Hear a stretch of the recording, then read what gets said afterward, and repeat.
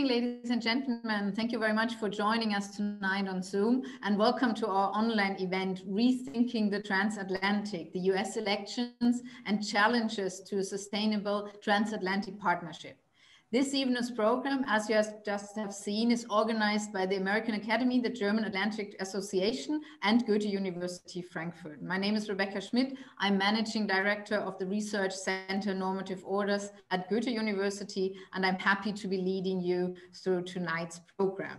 Before discussing the US elections and the current transatlantic relations and the possible future with our expert panel, we will have two welcome remarks. First, I would like to welcome Professor Birgitta Wolff. Professor Wolff is President of Goethe-University Frankfurt and Vice President of the German Atlantic Association. She's a professor for business administration and international management. Before becoming president of Goethe-University in 2015, she was serving as State Minister of Education and Culture and also as State Minister of Research and Economy in Saxony-Anhalt from 2010 to 2013. President Wolff, welcome. A very warm welcome to everyone on the virtual Goethe-University campus, and a special welcome to President Daniel Benjamin, to President Christian Schmidt, to Jürgen Trittin, former federal minister, to my colleague Nicole Deitelhoff, Rebecca Schmidt, Johannes Völz.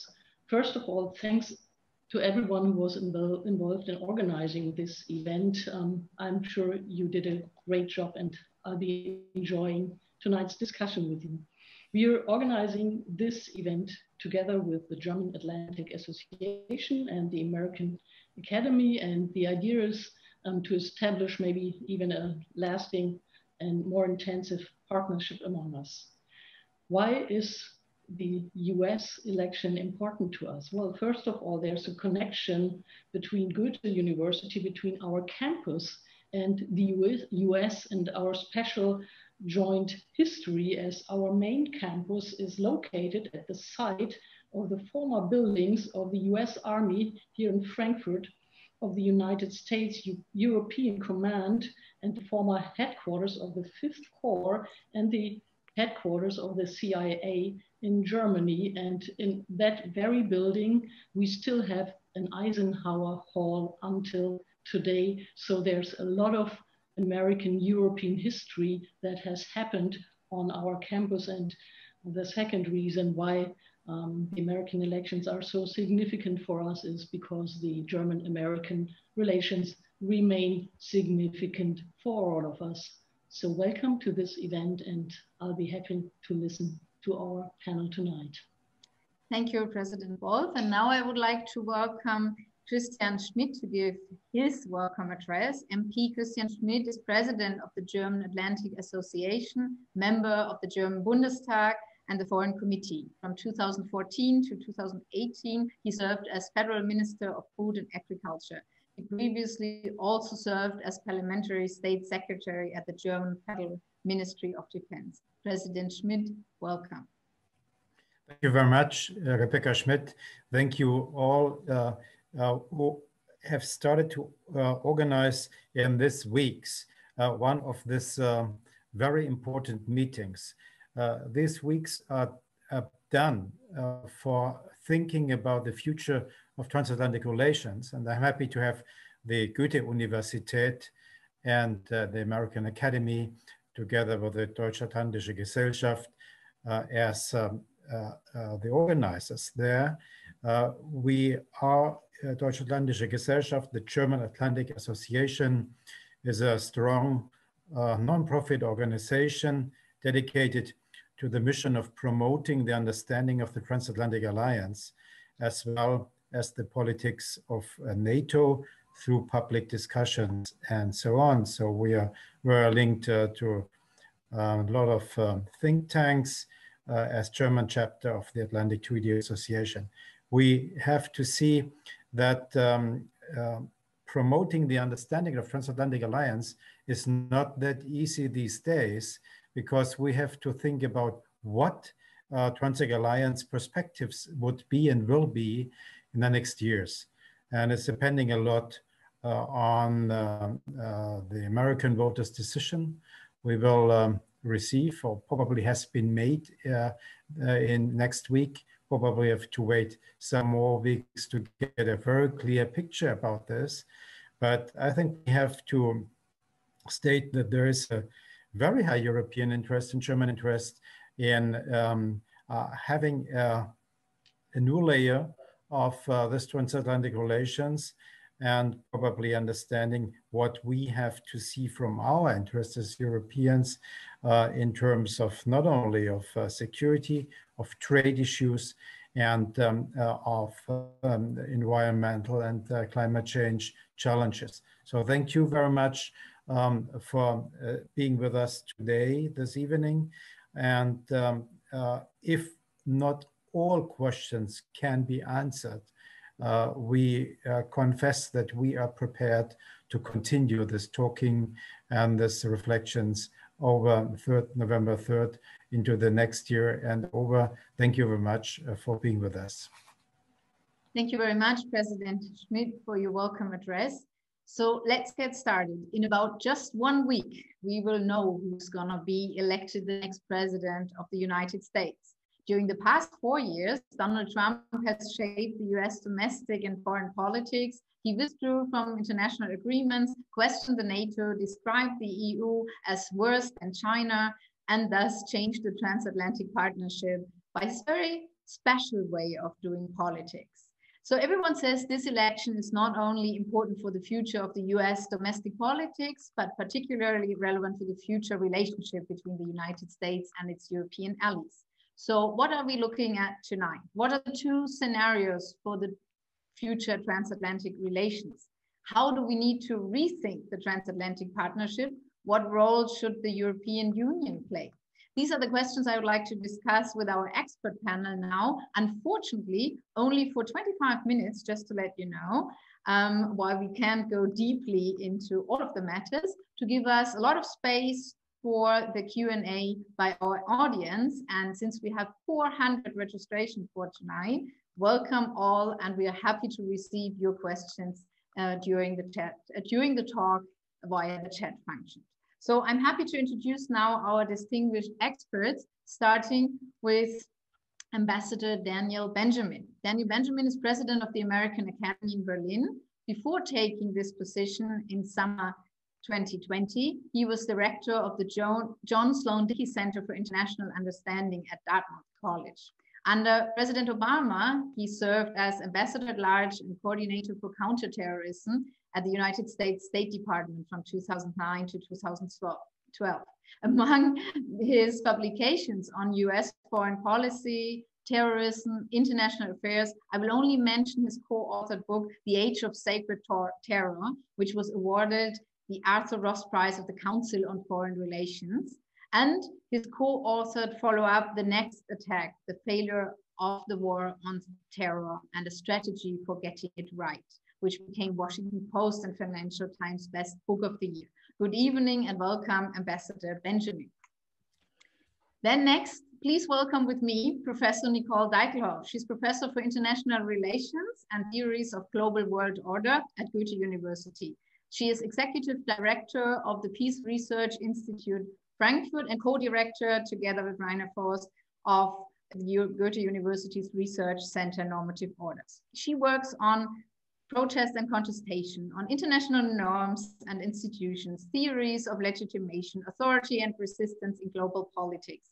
And as a scholar, she has received various awards for her work, just to mention the Heinz Meyer Leibniz Prize of the German Research Association and the Schade Award. And she has, of course, published widely, specifically on this topic. I will not list the publication, otherwise I will definitely not keep in the time frame. So good evening, Professor Nicole Deitelhoff.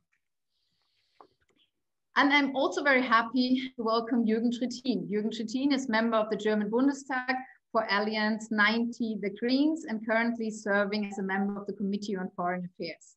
Furthermore, he's member of the NATO Parliamentary Assembly and substitute member of the Committee on the European Union Affairs. From 2009 to 2013, Jürgen Trittin was chairman of the parliamentary group of the Greens, and from 1998 to 2005, He served as Federal Minister for the Environment, Nature Conservation, and Nuclear Safety under Chancellor Gerhard Schröder.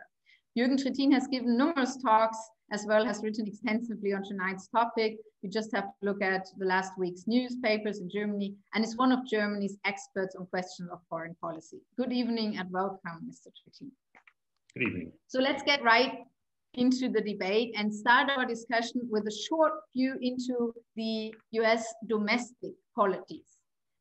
So domestic turmoil, long-standing norms of liberal democracy, and even the very legitimacy of democratic elections thrown into questions is what we could observe. So everyone says American democracy is in crisis.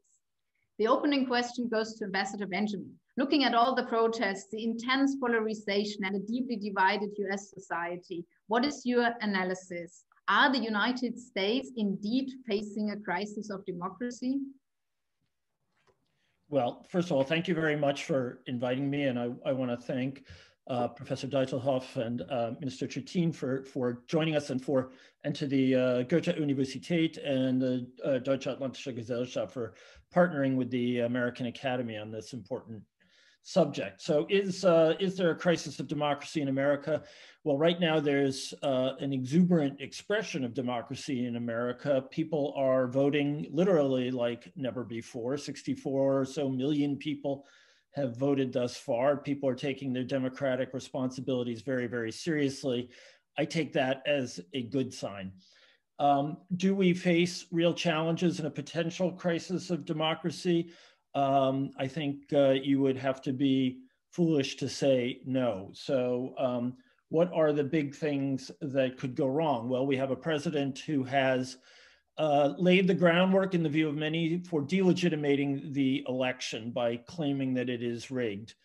And should there be various manifestations of that kind of effort, that is to say, if we see legislatures not certifying the popular vote, if we see voter suppression, if we see efforts to stop the counting prematurely, then we will have a real crisis. And if we wind up in court and find again that the election is being awarded to the candidate who doesn't have the largest percentage of the popular vote, then we will have a big problem. And let me just add one more thing, and that is we face a potential crisis even if President Trump wins, if he does so without winning the popular vote, because our complicated system with the Electoral College means that it is possible that he could lose the popular vote by 15 million votes, according to some estimation, and still win in the Electoral College. And I think that that would be a real crisis of democracy for the United States. We've had the case that only one Republican has won an election, won the popular vote in the last 7 elections. If that were to happen again, I think there would be real dissatisfaction in the United States. Thank you so much. Let me ask you, Mr. Trittin, in an interview with Frankfurt Rundschau, you said as well that this year's elections are not about who will be the next president, but about the very future of the US democracy. So how do you see this elections to be far more than Trump versus Biden? I just quoted Bernie Sanders, who said this is an election also not between Trump and Biden, it's also an election between democracy and something different to democracy. I'm not that optimistic, but at the end, I share the view of Daniel, who said that there will be a huge crisis if Trump, without the majority in the popular vote and his disrespect to institutions, will try to stay in office. So therefore, what is happening and what we are viewing, monitoring in the US is now really a comeback of democracy. A lot of people have been registered themselves. A lot of people are going to vote. And therefore, I think, yes, there is a challenge for the American democratic system, but there's also a chance to overcome that challenge. The second thing is, beyond the outcome and the result of the presidential elections and elections in the Senate, as well as in the House of Representatives, we have something, from my view, is a German that is a little strange, because this tough polarization, there is no real compromise between the two camps. There is nothing that bridges the polarization in the last years, something that has been a strength of the American democracy as long, is now a little strange, and I don't know how to overcome that system. Joe Biden is looking for that, bridging that polarization, but I'm not convinced that on the other side, you find pillars for building such a bridge. So the challenge for the American democracy will go on. Well, thank you very much. I would love to come back to that point of what Joe Biden is going to do and how that could influence the challenges. And obviously, I would like to ask Nicole Deitelhoff, as a political scientist with her research focus on protest and radicalization, on this topic, but I won't do that now, because we need to focus on tonight's major topic, the transatlantic relations and the alliances under President Trump and their possible future. So let me ask her, coming to our second big question of tonight, on the transatlantic relations and the international alliances itself.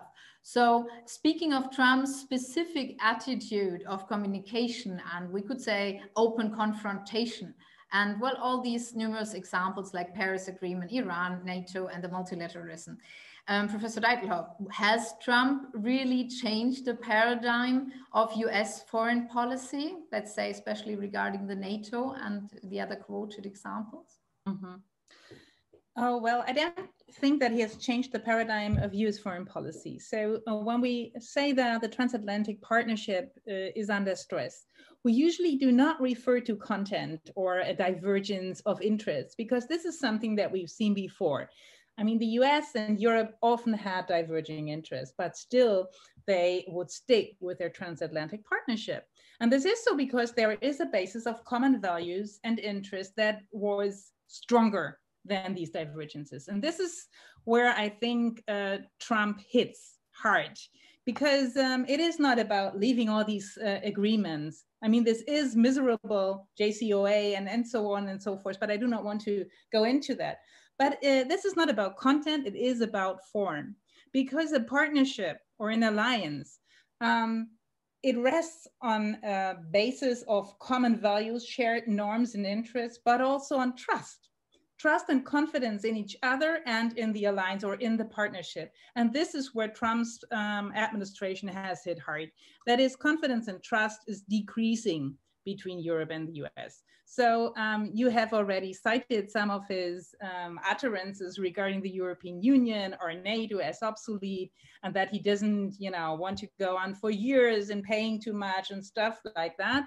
But it is, you do not deal with your friends, your partners, or your allies like that. You owe them respect, and this is what is missing. So there is no trust that the alliance will hold. There is no trust that the US will really stand by the Europeans with regard to certain goals for world politics.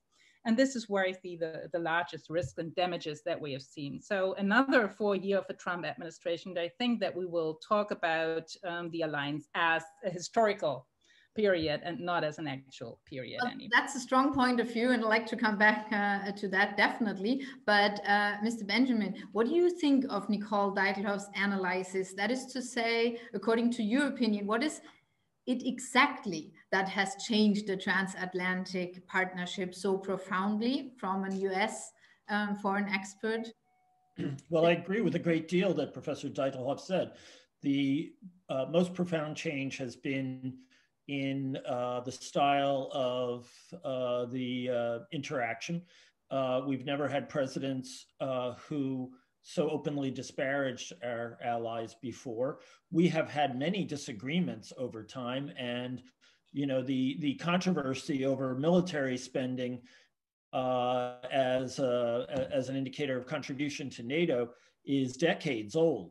but only President Trump has made it into a point to really call out and publicly humiliate allies. You know, this president is much more transactional than any of his predecessors, and has very little interest in long-term partnerships in which there's, you know, social capital invested, and that is a distinct difference. And I think that, you know, in a second term, for better or worse, things will get, you know, could get a lot more difficult with possible withdrawal from NATO. That can't be ruled out. And the kind of hostility over trade that we have never seen between the Atlantic partners. So I have a great deal of sympathy with what the professor said, and I certainly hope it doesn't come to any of those things. Well, thank you very much, Mr. Trittin. How is your view on that topic? You have been describing the situation using the term new global disorder. And I would like to ask you to explain what that means for you, specifically when we are looking at the relations concerning the NATO. I think the crisis, and it is a real crisis in the transatlantic relations, resulted from a time long before Donald Trump. It is a result of two historic events. One was the end of the Cold War in the early 90s, and 10 years later, the overstretching of US power becoming obvious after 9/11 and the Iraq War. After that, we saw a withdrawal from the US side, beginning with George W. Bush, but later on also with the Obama administration. And this culture of global withdrawal and reorientation has been exaggerated by the Trump administration. And that's the reason. It's not new that we have conflict on the WTO or the World Bank. We have done this all, had also this conflict. But it's the new point was that we needed, the US needed a bipartisan decision to stop Trump to leave NATO. If you would have told me in my youth that would happen, I would say, you are crazy. It won't happen at any time. But I think that's reality. And in this disruption organized in the transatlantic relations, there is no simple way back to the old times of the late 90s on that. So we have to look to find a new basic for that. And if you look on what I call ideals, institutions, and interests, there are some interests we have in common. For example, to have an open market. The question is, are the US still orientated in the rule of law in the international relations? I don't see this mainly from a military point of view, but also in the question, what is the core of the new Cold War that started with Trump between the US and China? It's a question, is the rule of law also a question of the economic competition between the US, China, and the US and Europe? And there are also different interests. If you look on the results, the economic results of the Corona crisis, from a European point of view, before Corona, the US have been the most important export market for the German industry. Now it's China. If we come to a situation as Europeans that we should decide ourselves between China or the US on an economic question, not on the systemic question, it's a real complicated question. So to overcome that situation is the challenge for the next years, and that will be the real probe for a new transatlantic relations and overcoming the actual crisis. Well, thank you so much. Just a quick question. I don't know if any of you would like to directly reply on that. Would you like to? Yes, please. Sure. So a lot of what Jürgen Trittin says is extremely thoughtful and incisive. I would simply say that I think that there is always a process of creative destruction and alliances with new values and new goals being adopted and new ways of, new means of exchange between partners.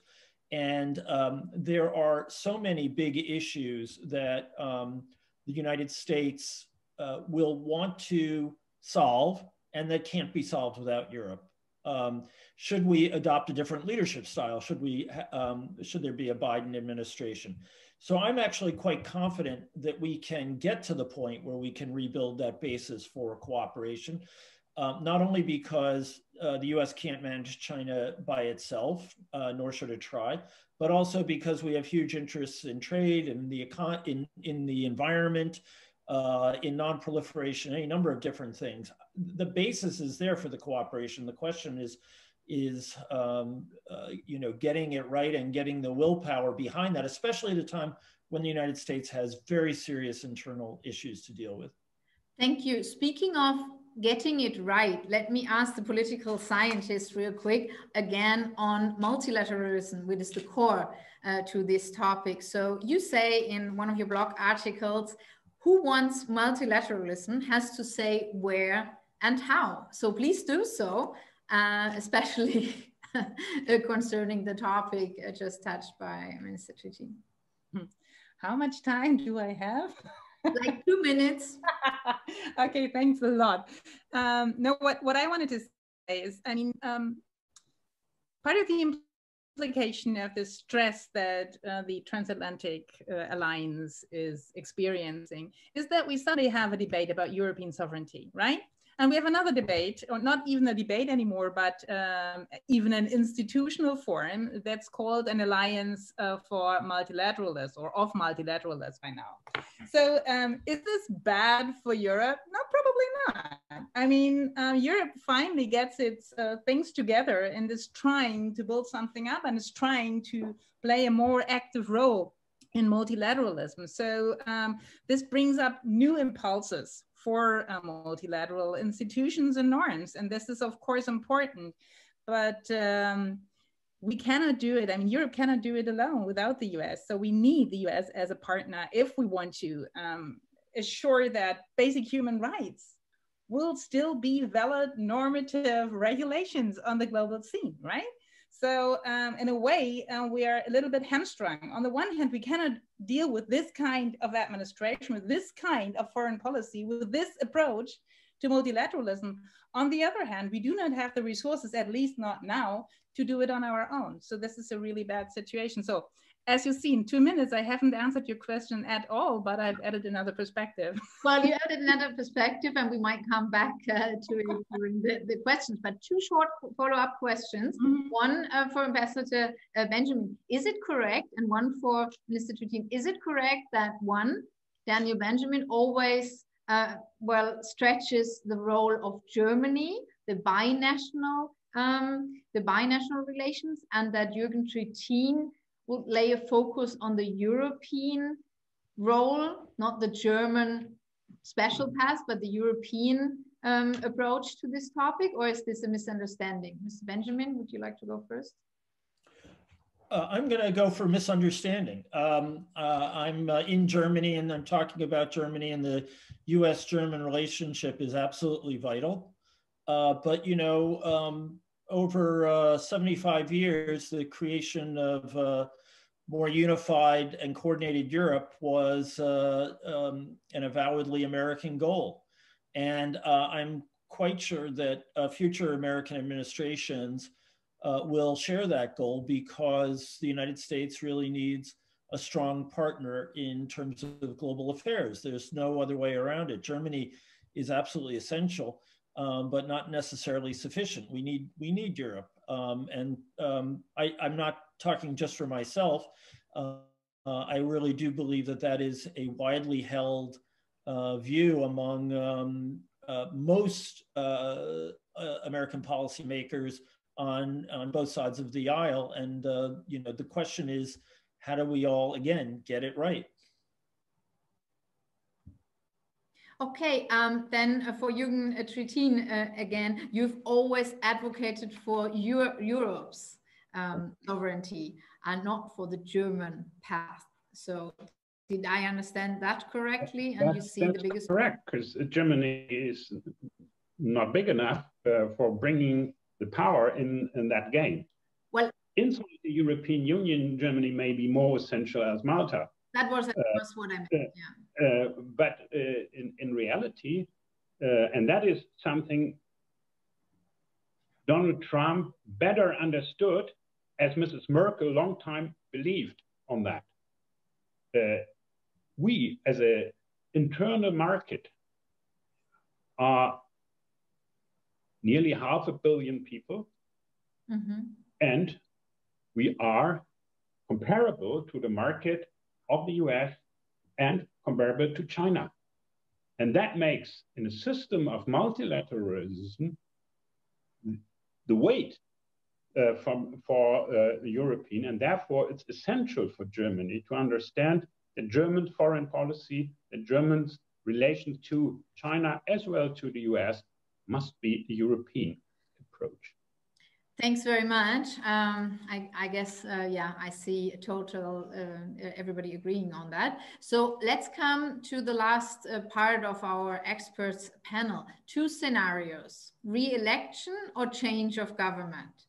What do you 3 expect? You've mentioned along the discussion a few aspects, but what do you foresee for the future of the Paris Agreement, for a new Green Deal, for the NATO, or for democracy itself? Let's say we might have a summit of democracy with Joe Biden, and Ambassador Benjamin already mentioned that Trump would go on questioning NATO and maybe even withdraw. So my question would be to all of you, what do you expect from the 2 possible outcomes in detail?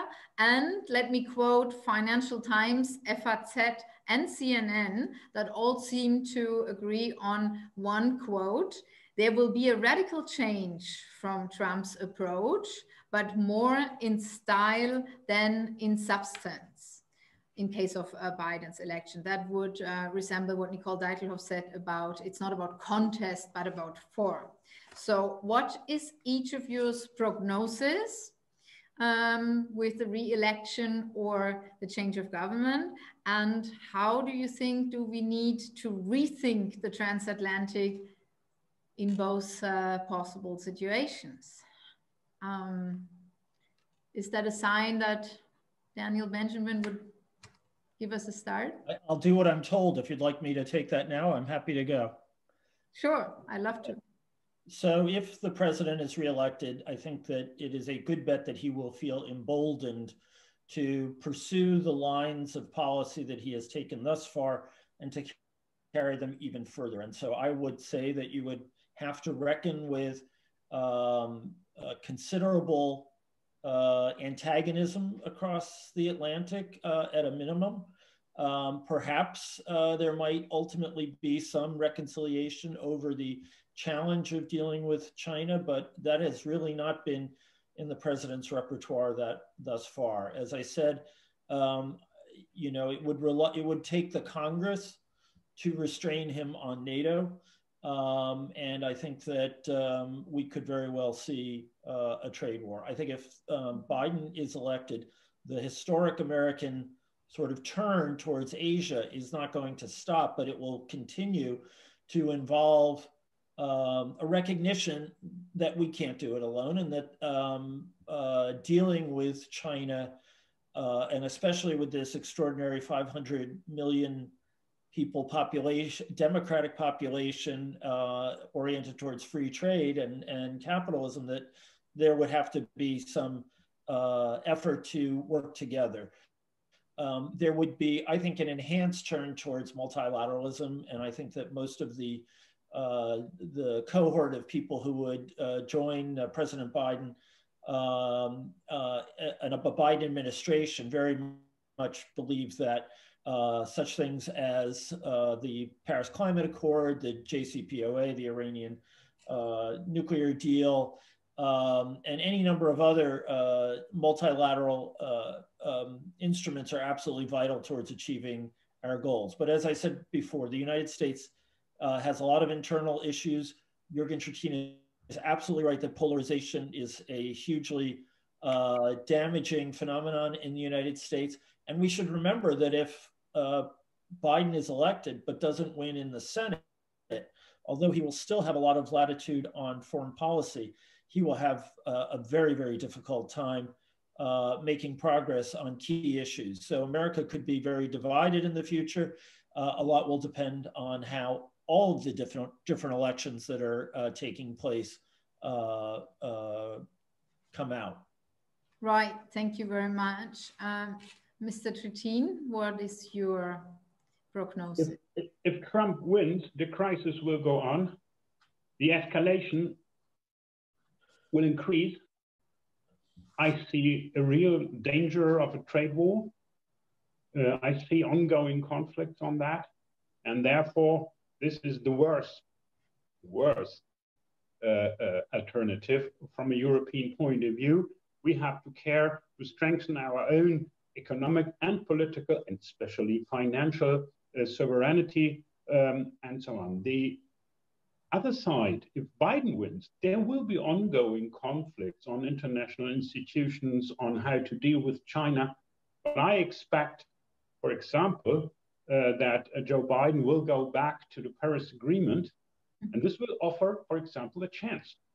Europe and the US together can push on China to stop incinerate coal in that amount that are doing they are planning now. So I see points of cooperation between both sides of the Atlantic in the case of Biden, but there will be also conflicts. A Biden administration will expect, for example, that Europe is caring for themselves on their own neighborhood. Europe can no longer rely on the US. And that is something that will also take place with the Trump administration, but it will be more complicated if it's not covered by rhetoric of confrontation with the US, but as a deal with the US, you care on the security, for example, in Libya, and we don't care anymore. Thank you. So on many topics, I take it, let's say the climate agreement or the others you have mentioned, the NATO victory of Joe Biden would be, well, a good hope of having better relations and better understanding. But it's not a comfort zone for Europe. But not a comfort zone for Europe. I did take that. But let me ask in the direction of what we started with. We started with the question, is there a crisis of democracy? And Joe Biden is also planning to do something on that topic. He's been publishing ideas about a summit for democracy. So is it, Nicole Deitelhoff, that also there will be a good end, not in the comfort zone, but a possibly better end to discussions about democracy with Biden summit coming up? Or do you see also, well, other points to that question? Well, Biden's summit, Global Summit for Democracy, he has launched this as part of the idea of reviving multilateralism. And this is where I think it's getting a little bit dangerous, right? Because to think about multilateralism and then in the next sentence to begin with a summit of democracies that repeats a mistake that Western states already made in the 1990s after the end of the Cold War. I think Jürgen Trittin already referred to that. And that was this kind of liberal hubris, right? To think that one has won this Cold War and now one would rebuild the world following democratic principles. And in fact, we have started a lot of wars and we have created a lot of miseries in the world. So this would hold or the promise of a selective multilateralism of an already discredited liberal agenda. So I would certainly not suggest that we should go with this agenda. Then I would really ask for a European global summit of multilateralists instead of a global summit of democracies. But nevertheless, I mean, a part of that, I think Biden is, of course, the only hope that Europe has to save or reinstantiate some of the agreements that we've lost during the last 4 years. No doubt about that. But maybe one more point. I mean, Biden is not a progressive with regard to climate change, right? So one should not have too many hopes in this administration regarding climate change. Indeed, I would like to ask quickly, because Jürgen Trittin unfortunately has to leave us a bit early due to his schedule. So I'd like to take the chance to ask you on the ideas of a new Green Deal, or the perspectives on climate politics again, before I will go back to our general topic. I'm not optimistic on the progressive Biden and climate. But in the US, you need massive investments for two reasons. One reason is to overcome the corona crisis. This is a very, very tough task. The second thing is the US have to do a lot of investment in their own infrastructure. So from that point of view, what AOC and others call a Green New Deal is nothing else than a program to overcome the economic crisis and the weakness of the US industrial infrastructure. So this will take place, as well as with Trump, the US has invested 6 times more in renewable energies as Germany did. So I'm not optimistic on his progressiveness, but I think there is a real economic challenge for investment in that. And that opens a chance, if what he promises, will go back to the Paris Agreement, also to have a discussion with China on, do they do climate protection only as a form of wording, or do they really go on action and to reach really the peak of their emissions? So I think this can be a very, from economic and from the ecological side, a very interesting form of cooperation between the Europeans and the US. Thanks. Well, Ambassador Benjamin can be quoted with that the US Atlantic, European relationship is genuinely bad at the moment, but that he's inclined to believe it's a passing phase. So an optimistic view into the future. Can I still hold you to that quote, Mr. Benjamin? You know, it's an American characteristic, for better or worse, that we have to be optimists. So sure. Thanks. So well, then thank you very much for the discussion we had now on the expert panel. And I would like to, that's why I've been looking to the side already. I've been looking at the questions that have come in through the chat. And I would like to ask you those now, but thanks for the panel discussion so far. And let's try to find one specifically we could ask Jürgen Trittin before he has to leave us in a couple of minutes. Questions cannot be divided that much. Can you please go up again? So there's general questions to start with. What would be the impact of a democratic sweep of both houses of Congress and a Trump second term? Well, that's more an inner American question. So I would like to go to Daniel Benjamin with that. So assuming that there is no irregularities in terms of the voting and all, that is an extremely unlikely outcome. And it's been looked at by the polling experts, and I think they rate that as a 1 or 2% chance. However, should it happen, I think that you would see an extraordinary level of gridlock again and paralysis, and with that, enormous frustration and anger in the public. And quite frankly, I think that within 18 months, you could well have another impeachment proceeding going on, depending on what happened, but depending on events. But it would be an extraordinary set of circumstances to have a wholly democratic Congress and the president still in office. Thanks. Here I have a remark specifically addressed to what Jürgen Trittin said about the climate politics of Biden and not being too optimistic about it. It reads, "You may be surprised what Biden will accomplish for the environment. He has embraced Jay Inslee's comprehensive plan for the environment, his life's work." So you should be more optimistic on that, just to mention that. And I think with that, I can tell you why I have been so cautious on that, because I was in the office as Minister for Environment in the transition period from the Clinton administration to Bush. And I had made some experiences with the Gore negotiators as well as with the new team. And the difference was not that large as you sometimes would believe. We had a very, very cautious American position on the Paris or the Kyoto Agreement before and after the transition period. And therefore, I think there are good chances. Maybe I should be more optimistic, but I learned from Gramsci.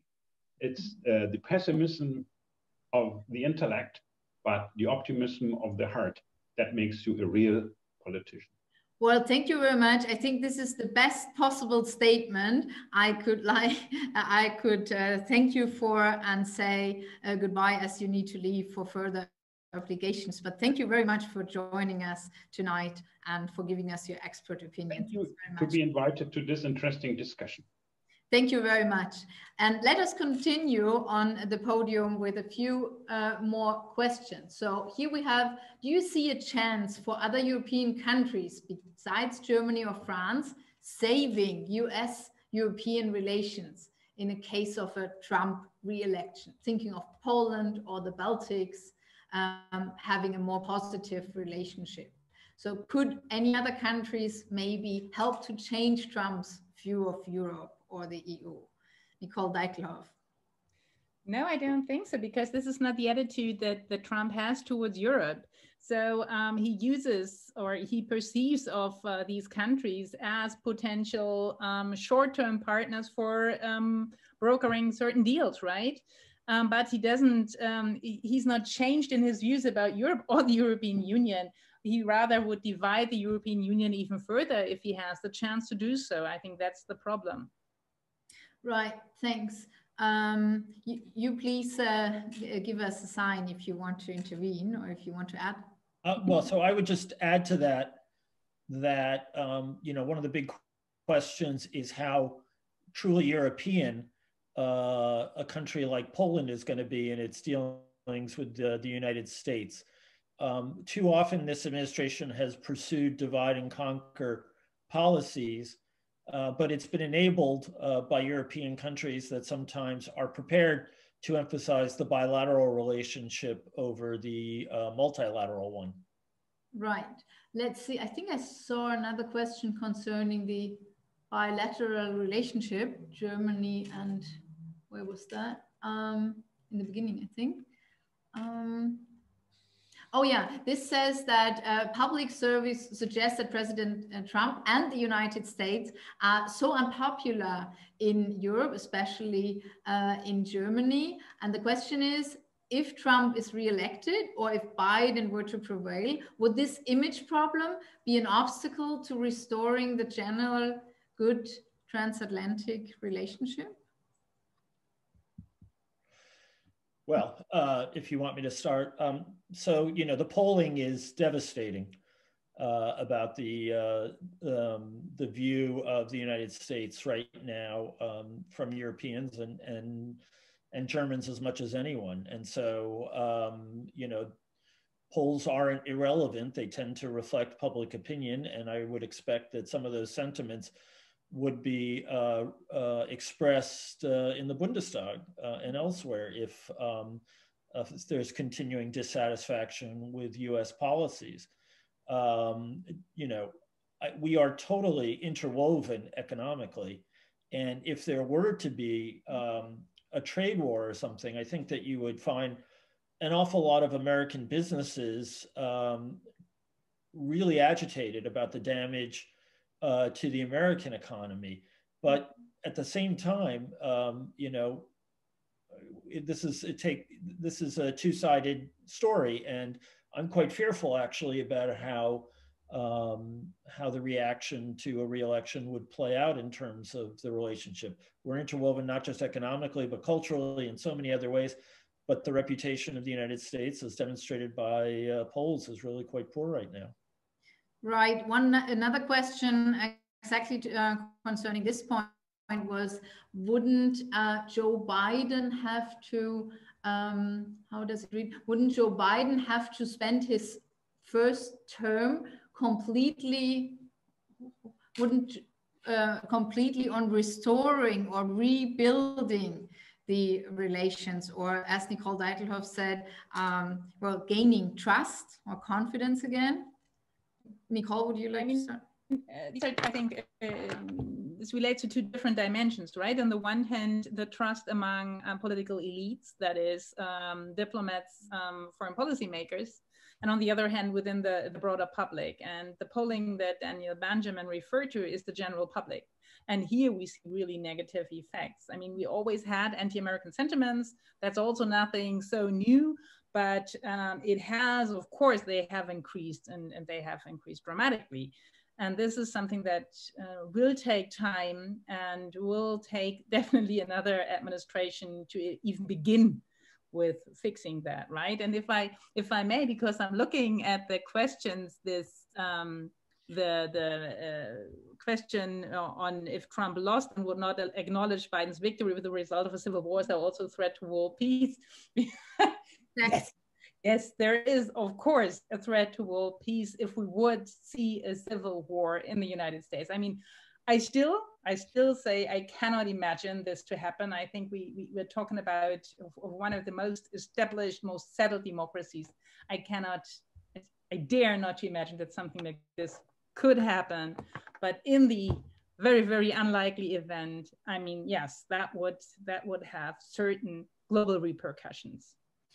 Okay, then there's another one. How would Nord Stream affect the German-American relationship? Would a cancellation of the project reveal that Germany is essentially a military and diplomatic US colony?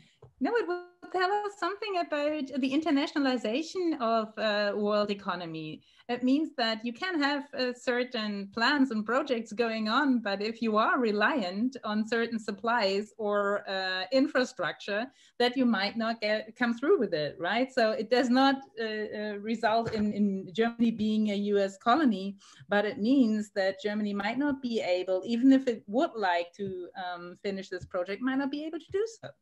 Right. You want to add something? Well, I actually wanted to just add something on the Civil War question, only to say that there is a greater chance of violence between partisans associated with this election than we have seen in a long time. But we are, you know, thousands and thousands of light years away from a civil war. And we have seen a small amount of really deplorable violence in the run-up to this election. I don't rule out the possibility that some individuals may want to take things into their own hands. I'll be the first to say we have far too many guns in the United States, but a civil war is not in the offing, thank God. Thanks. I would like to take a complete different approach now. There was a question in the beginning about the role of the media, of broadcasting with news or fake news, stating that when I said in a week we will know who's going to be the president of the United States, this was not true, but in a week we will only know who the media pronounce to be the winner of the 2020 US elections. What do you think of that? Well, the media play an outsized role in this, because when the broadcasters or the Associated Press declare a state for a particular candidate, it has a profound emotional impact.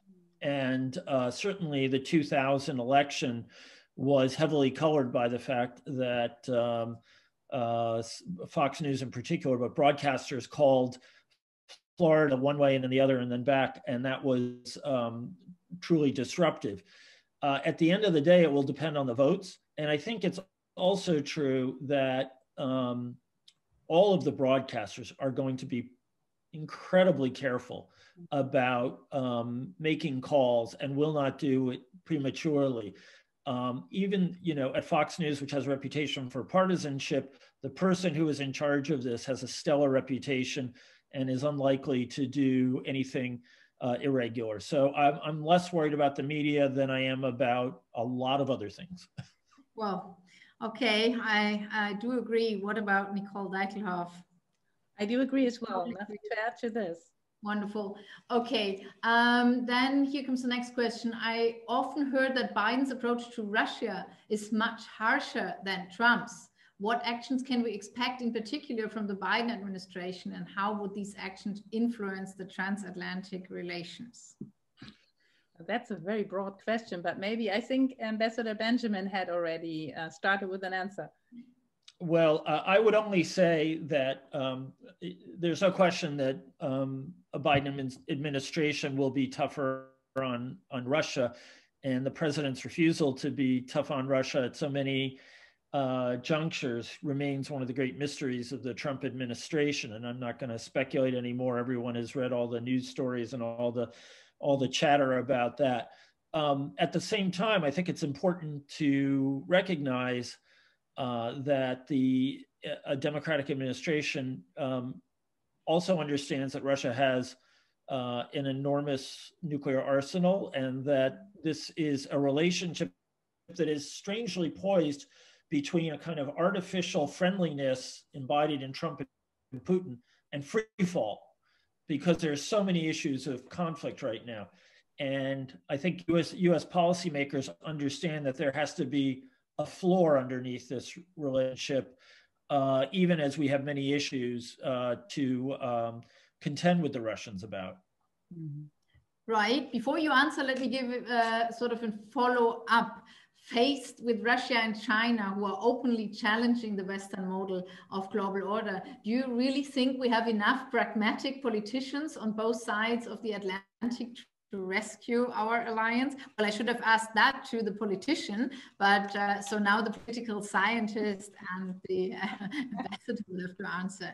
Nicole, would you like to go first? Yeah, I can do that. I mean, the political scientists will give a political answer that is hope dies last, right? So yeah, of course. I mean, if looking into the foreign policy establishment of the United States, I see many pragmatic politicians and decision makers. So I think there is potential. The question is, when we have a Biden administration, will he hire the right people? I'm quite confident with regard to that. If you're looking at the Trump administration, what we have seen is that many strategically vital positions with regard to foreign policy have been vacant, or have been. No, that's not politically correct what I would say now, but I think so. I have the hope that there are brilliant foreign policy experts and diplomats on the U.S. side, and I'm very much in hope that they will take the seat. Do you take the same side? Well, naturally, there's a lot of talent in the U.S., and in fact, there's a lot of talent in the traditional Republican foreign policy coterie group that may also get called upon. There are a lot of talented foreign policy people. The challenge is going to be to balance the domestic and the foreign on the one hand, and to just deal with such an enormous number of problems that have accumulated in the midst of a pandemic. Okay, this is not something that can, easily be done. The challenges are going to be tremendous. Well, thanks. There's a question specifically addressed to you, Mr. Benjamin. If Biden and the Democrats were to win, do you see a chance to replace the outdated, strange electoral system with a democratically based proportional representation system, since you mentioned the specialties of the US election system in the beginning? Unfortunately, recent experience shows that it is virtually impossible to have the constitutional amendments necessary to get rid of the Electoral College. I would be very surprised if America ever opted for proportional representation. It's absolutely not in keeping with our two-party system and with the way our institutions are arranged, I could see us doing away with the Electoral College, and I could also see an alternative approach, which is that lots of states are increasingly taking a pledge that they will that they will delegate their electors in the Electoral College only for the winner of the popular vote, which is a new innovation. But it is almost impossible to change our Constitution now. And because of polarization and because the Republican Party has such an enormous investment in the Electoral College, very hard to see how this changes anytime soon. And I have another one. As the relationship between Europe and the US increasingly tends to shift to a realismus relationship, what does it mean for the European military and especially the German military? Is it necessary to increase money and resources into the military sector in Germany? What would the political scientists say to that? Well, the political scientists would say there's a lot of money and resources in this sector. And first of all, we have to check whether all money and resources are spent for the right things. So we have to increase efficiency of public spending in this sector. And my second part of the answer would be yes, of course. I mean, we are talking about European sovereignty, and this also means a European Union European Defense Union. And that will necessarily mean to increase resources and spending for the military to allow for an interoperational defense system. Right. And Mr. Benjamin, could you please explain the role of the Supreme Court in case of a close or even a contested election result? Would it become the ultimate decision maker? And it shouldn't. It shouldn't be the ultimate decision maker. According to our Constitution, in the case where neither candidate gets sufficient electoral votes, the contest is thrown into the Congress, and specifically the House of Representatives. It is possible, however, that the Supreme Court, as it did in 2000, would play a very important role in determining the outcome of conflicts over vote counts in different states. And I think that that would be a huge mistake. The Supreme Court saw that its reputation was terribly tarnished after 2000. So I think it really would like to stay out of this. On the other hand, we'll have to see how the politics evolve. But it should not wind up in court. Whether it does, we'll have to see. Okay, thanks. And here I have one question about the deeply divided US society. So if we are so divided internally, how can there possibly be a strong transatlantic alliance again?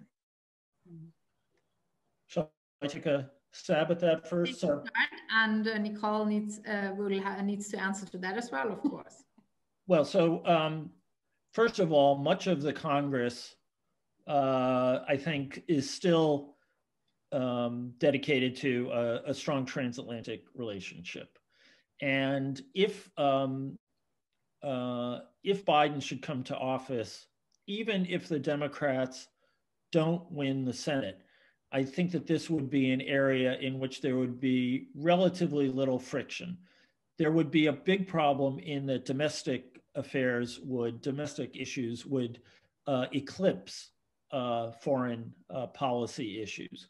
If we remain a very divided country, as I fully expect we will, and the Democrats control both houses of Congress, they will do their best, and the country will do its best to have a unified, solid foreign policy that I'm sure will include strengthening anew the transatlantic relationship. If President Trump is reelected, then I foresee a lot of internal division, and it will be very difficult to reestablish the relationship. Nicole, Deitelhoff, you're working closely on the field of social cohesion recently. So what would you say to that? The thing I would say is that division or social cohesion is not directly related to foreign policy, right? So that's the first thing. And polarization in the US-American society has not started with Trump. It's also a long-term development. And as long as a foreign policy establishment is in its majority in favor of a strong transatlantic alliance, I do not see any damaging effects. But if the foreign policy elite, and particularly if there is an administration that is not in favor of a transatlantic alliance, that is continuing its attack on these alliances and humiliating its transatlantic partners, then there will be massive damages, as I already said at the outset. Well, thanks so much for answering to those questions, but let us close with your final remarks, how to rethink, sort of as a summary, how to rethink the transatlantic, and what would be your standpoint, your advice on that? Ambassador Benjamin?